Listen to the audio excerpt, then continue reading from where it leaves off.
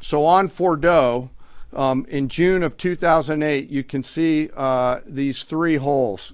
Depicted here is the main exhaust shaft with two additional ventilation shafts on either side. The United States decided to strike these two ventilation shafts, seen here on the main graphic, as the primary point of entry into the mission space. In the days preceding the attack against Fordow, the Iranians attempted to cover the shafts with concrete to try to prevent an attack.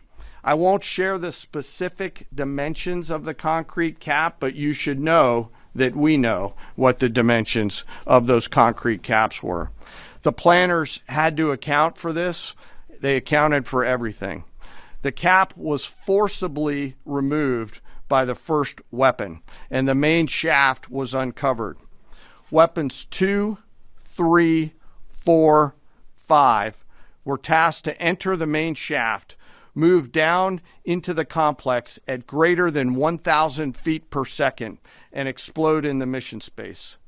Weapon number 6 was designed on each side, so there were 6 on each side. Weapons number 6 was designed as a flex weapon to allow us to cover if one of the preceding jets or one of the preceding weapons did not work. The video I'm about to show you is a culmination of over 15 years of development and testing. As I said, hundreds of test shots on various models. This is one weapon. So if you take a view of this as 5 additionals, you'll get a sense of what this looks like. Hopefully you can see it and there's not too much reflection. Tom runs our videos out there. We'll run it at full speed so you can see it and then go back through it. Go ahead, Tom.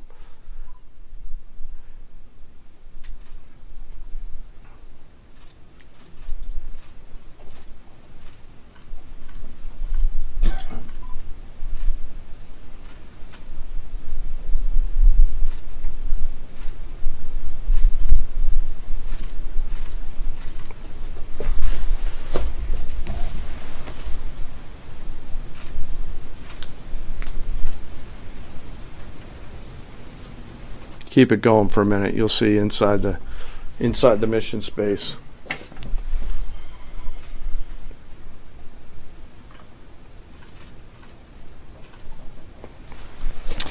Unlike a normal surface bomb, you won't see an impact crater because they're designed to deeply bury and then function. I know there's been a lot of questions about that.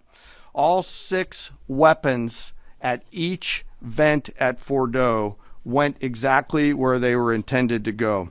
A bomb has 3 effects that causes damage: blast, fragmentation, and overpressure. In this case, the primary kill mechanism in the mission space was a mix of overpressure and blast, ripping through the open tunnels and destroying critical hardware. The majority of the damage we assessed based on our extensive modeling was a blast layer combined with the impulse extending from the shock. Imagine what this looks like 6 times over.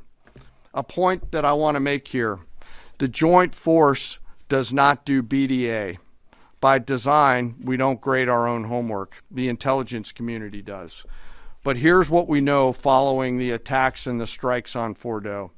First, that the weapons were built, tested, and loaded properly.